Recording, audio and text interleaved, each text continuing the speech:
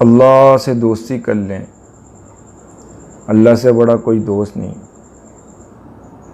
इंसान की दोस्ती मफाद की हद तक होती है, गर्ज़ की हद तक होती है।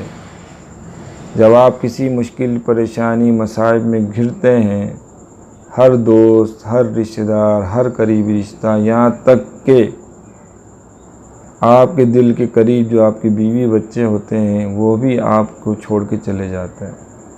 लेकिन मेरा अल्लाह ऐसा बेहतरीन दोस्त है जो आपका हर वक्त आपका साथ देता है। लेकिन अल्लाह की दोस्ती ऐसी नहीं मिलती।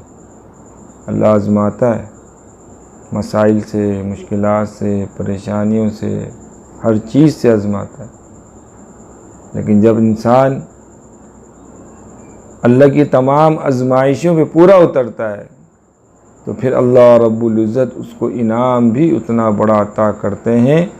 यकीन के साथ, उम्मीद के साथ इन आज़माइशों का दुआओं के ज़रिए मुकाबला करें। इंशाअल्लाह अल्लाह आपके लिए बहुत अच्छा इनाम अता फ़रमाएगा।